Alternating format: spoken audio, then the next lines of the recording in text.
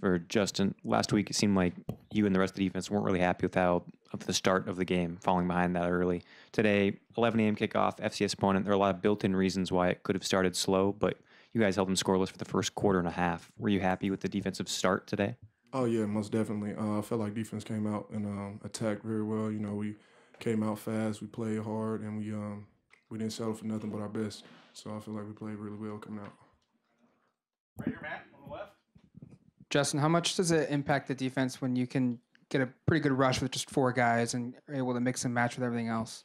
Oh, it gives the defense a very good push. Being able to rush 4 and then drop the rest, you know, and spy a little bit, it gives the back end a little help too, and our pressure also helps the back end because they don't have to guard those guys for too long. So. On the right, Sky. Travis, it looked like the blocking was pretty good. You didn't get touched, but also Coach gave you high praise for how you ran on that play. Just take us through it all. I'll give all credit to the blocking because the hole was just ridiculous. Any one of us running back could have ran through that hole. And, you know, I was just fortunate to be in there on that time, and I just hit the hole as hard as I could. Steve Mims. Back right here. Steve, raise your hand. Justin, you take us through kind of when you see their quarterback come out, maybe not the guy you were expecting, all of a sudden they're kind of running an option out there, how you guys quickly adjust in terms of communicating to kind of realize what you're going up against, if you were expecting or not? Oh, well, the whole week we prepared for number 10 as well. We also prepared for number 6, but we also knew that number 10 coming to the game because last year he started against OSU and he was a big part of the game last year. So we also game plan against him. We know he's a mobile quarterback, and we just try to contain him and get after him. All the way in the back, Bill. Travis, what's your approach like when there's a committee of 4 or 5 guys touching the football every single game? How do you stay focused on the sideline, and what's your mindset like going into the game? When you're not in the game, you take mental reps, as many mental reps as you can, and you just pay attention to the signals, to the blocking, to the protection, everything.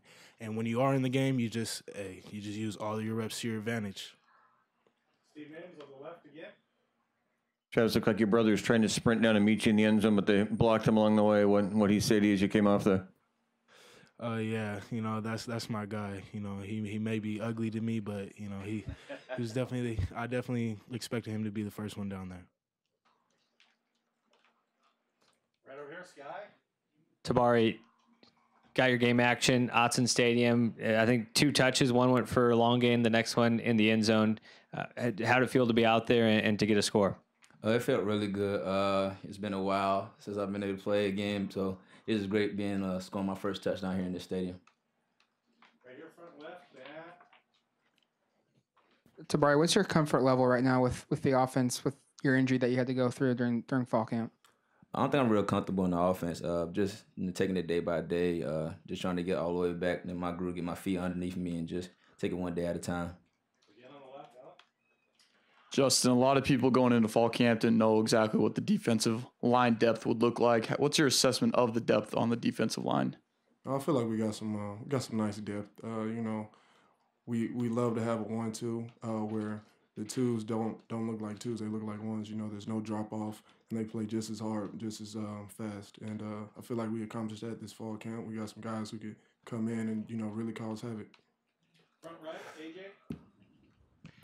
Tabari, catching balls from Justin Herbert, talk about that and how that is compared to maybe other quarterbacks you've run routes for in the past. He's an elite quarterback. He got a strong ball. He throws the ball on point, and it's just great just playing with a guy his caliber. Good. All right. Well, Sky.